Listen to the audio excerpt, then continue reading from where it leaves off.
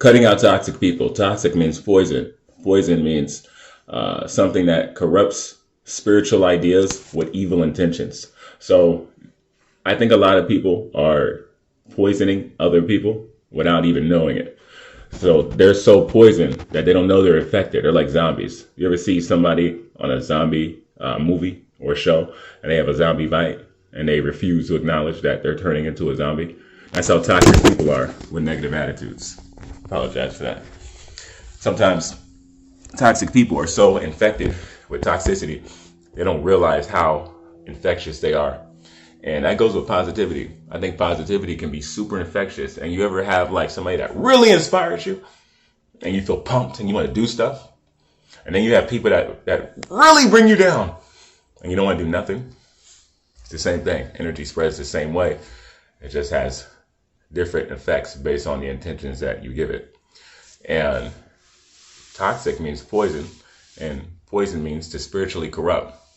And it's interesting because a lot of poison is done purposely.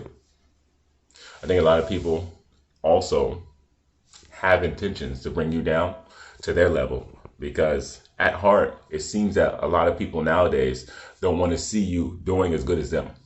And it makes them feel like it's a reminder when they see your success that it reminds them of the success they don't have, and it's a void in them they're trying to fill. And if they can't fill the void, they want to bring you into theirs, into their void.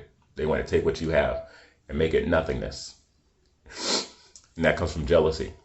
And we have to cut out toxic people, because jealous people, people who are toxic, people who are spreading poison instead of love, instead of positivity. And my favorite word to say above all of that is progressiveness. They have to go. I had a conversation with somebody last night. It actually wasn't just a somebody. It's a dear friend of mine I love very much. I don't want to say her name. I respect her so much. About a relationship we were talking about she had. And the conversation transformed into cutting out toxic people. And I realized we all have toxic people and we all talk about toxic people. But what do we do about it? And why do we keep attracting them? I think that if we cut out toxic people, we start eliminating all of them in our life as soon as we start cutting out one, because we're habitual creatures. And once we start identifying what's working for us, we start gravitating to what brings us to our desired outcomes, to our goals, to completion. And we start moving away from what's taking us away from completing them, because we're always moving towards something and away from something else at all times in life, because that's just how we are. We're moving all the time and we're never stopping. Where we're moving to is determined based on our intentions. We cannot allow somebody else to put intentions inside of our head, because if they're not our intentions, we don't know if those intentions have our best benefit in mind.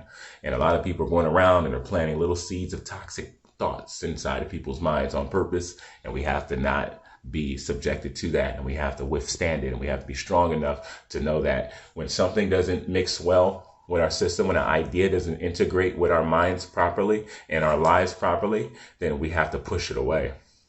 If we want it in our life, or we want to entertain something, it's different. It's up to you. We take responsibility for what we're willing to entertain in our lives. But if we don't want it in our lives, and we want to make a change, and we want to make a difference, then we have to cut and eliminate and neutralize toxicity out of our lives, no matter where it's coming from. And if it's something that we believe that can work for us, no, it's subjective. You know, what's toxic to you may not be toxic to me, and vice versa. So to each his own. At the end of the day, if it's bringing us closer to what we envision our future to be, let's move toward it. If it's pushing us back from what we want our future to be, let's get away from it and go towards what's working for us. Because the more that we work with what's working with us, the energies and the people and the career choices and the decisions that we make that's working for us, that's clearly seen to be working for us. I think that's what success is, and happiness is, and what being content is. Where you don't have to figure out you're happy. When you can just wake up and be.